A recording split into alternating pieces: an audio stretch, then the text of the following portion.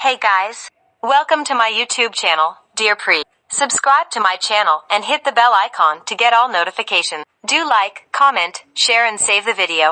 Hello students, आज की video lecture में मैं आपको BSc third semester organic chemistry का जो क्वेश्चन पेपर है उसमें से ये बताऊंगी कि जो कितने क्वेश्चंस मैंने इम्पोर्टेंट करवाए थे उनमें से same to same as it is question paper में आए हुए हैं। तो सबसे पहले तो मैंने आपको बताया था कि IUPAC नीम का क्वेश्चन 1 या 2 मार्क में आ सकता है। ये वाला क्वेश्चन 1 मार्क में आया हुआ है। इसके अलावा बी पार्ट में बैथोक्रोमिक शिफ्ट है, तो बैथोक्रोमेटिक, हाइपो, हिप्सो ये सारी शिफ्ट मैंने आपको बताई थी इंपॉर्टेंट क्वेश्चंस में। थर्ड जो पार्ट है हमारा, इसके अंदर फिनोल की प्रिपरेशन की रिएक्शन पूछी गई है, ये भी मैंने आपको बताई थी। इसके अलावा जो अल्कोहल का ऑक्सीडेशन होता है, इससे कौन कौन से प्रोडक्ट बनते हैं, ये क्वेश्चन भी मैंने अल्कोहल की रिएक्शंस में करवाया था। इपोक्साइड की रिएक्शंस भी करी थी हमने। अब हम देखते हैं सेकेंड सेक्शन में। सेकेंड सेक्शन में जो primary, secondary and tertiary alcohols के साथ में डिफरेंस करना था लुकास टेस्ट का, ये भी मैंने बताया था कि इंपॉर्टेंट क्वेश्चन है, 2 या 3 मार्क्स में आ सकता है। यहाँ पे 2 मार्क्स में पूछा गया है। अब इसी के बी पार्ट में रिएक्शंस पूछी गई हैं। ये दोनों भी इंपॉर्टेंट रिएक्शंस में मैंने करवाई थी कि ये दोनों रिएक्शंस आ सकती हैं, वही दोनों पूछी गई same to same.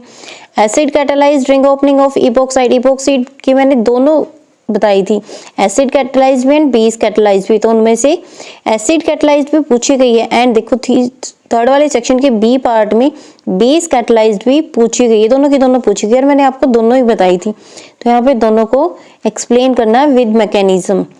Explain acidity order, जो primary, secondary and tertiary alcohols था उनका एसिडिटी ऑर्डर भी मैंने आपको बताया था। इसके अलावा method of preparation, method of preparation की रिएक्शंस भी करनी थी और केमिकल रिएक्शंस भी करनी थी अल्कोहल की, तो यहाँ पे केमिकल भी पूछी गई है, मेथड ऑफ प्रिपरेशन की रिएक्शंस भी पूछी गई हैं।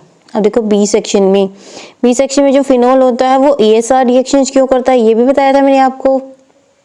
इसके अलावा बी पार्ट में पूछा गया जो फिनोल होता है वो अल्कोहल से ज़्यादा एसिडिक होते हैं, ये भी मैंने बताया था कि 1 मार्क में या 2 मार्क में पूछा जा सकता है। क्लेजन रिएरेंजमेंट का भी मैंने मैकेनिज्म बताया था कि विद मैकेनिज्म करना, ये वाला क्वेश्चन 3 मार्क्स में पूछा जा सकता है, यहाँ पे 2 मार्क्स में पूछा गया, तो यहाँ पे विद मैकेनिज्म आपको पूरा का पूरा एक्सप्लेन करना पड़ेगा।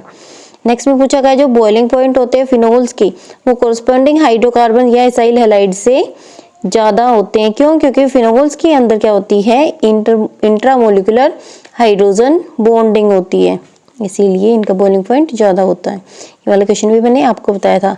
और इसके जो बी पार्ट में रिएक्शंस पूछी गई हैं, इसमें ये वाली अलग रिएक्शन है, ये वाली अलग रिएक्शन और ये वाली अलग रिएक्शन है। 3 रिएक्शंस को साथ में मिक्सअप करके एक रिएक्शन बनाई गई है 2 मार्क्स में, ठीक है। तो ये वही वाली रिएक्शंस जो मैंने आपको बताई थी। इसके अलावा जो फिनोल होता है वाटर में सोल्यूबल ज़्यादा होता है, टोल्यूइन में सोल्यूबल नहीं होता, यहाँ पे भी इसका हाइड्रोजन बॉन्डिंग का कॉन्सेप्ट है। अब देखो सी सेक्शन में, तो सी सेक्शन में मैंने आपको सारे शिफ्ट बताए थे, बैथोक्रोमिक, हाइपोक्रोमिक, हिप्सोक्रोमिक, हाइपरक्रोमिक, इसके अलावा ऑक्सोक्रोम, क्रोमोफोर्स, ये सारे इंपॉर्टेंट टर्म्स मैंने आपको बताई थी। और उसके साथ साथ एब्जॉर्प्शन स्पेक्ट्रा भी यहाँ पे पूछा गया है, सारे 1 मार्क में पूछे गए हैं। BR-लैम्बर्ट भी वेरी इंपॉर्टेंट था, जो कि यहाँ पे 2 मार्क में पूछा गया है। इसके अलावा UV स्पेक्ट्रोस्कोपी का मैंने आपको बताया था कि प्रिंसिपल या एप्लीकेशन में से कुछ ना कुछ पक्का पूछा जाएगा। यहाँ पे एप्लीकेशन पूछी गई है 3 मार्क्स में, प्रिंसिपल भी इसका वेरी इंपॉर्टेंट है। अब की बार एप्लीकेशन पूछी गई, कई बार प्रिंसिपल पूछ लिया जाता है। इसके साथ साथ लैम्डा मैक्सिमम का मैंने बताया था 1 या 2 क्वेश्चन पक्का पूछे जाएंगे, यहाँ पे 2 क्वेश्चन पूछे गए हैं। कई बार ऐसा होता है कि एक क्वेश्चन को ही 3 मार्क्स में लैम्डा मैक्सिमम का कैलकुलेट करना पूछ लेते हैं। अब हम आ गए हैं डी सेक्शन में, तो डी सेक्शन में जो 8th क्वेश्चन है, 8th क्वेश्चन में क्या पूछा गया है, इनकी अरेंजमेंट पूछी गई, एसिडिटी ऑर्डर की, ये भी की थी हमने। इसके अलावा method of preparation of carboxylic acid and carboxylic acid की मैंने केमिकल रिएक्शंस भी करवाई थी, तो ये दोनों आपको करनी थी, जो कि यहाँ पे केमिकल्स रिएक्शन इसकी यहाँ पे पूछी गई है। कंप्लीट द फॉलोइंग रिएक्शन करके क्वेश्चन आया हुआ है, ठीक है। तो दोनों के दोनों क्वेश्चन पूछे गए हैं। इसके अलावा बेसिक हाइड्रोलिसिस ऑफ एस्टर, यहाँ पे भी मैंने एस्टर की बेसिक और एसिडिक दोनों हाइड्रोलिसिस आपको बताई थी कि दोनों इंपॉर्टेंट हैं। हंसडिक का रिएक्शन भी करवाई थी मैंने।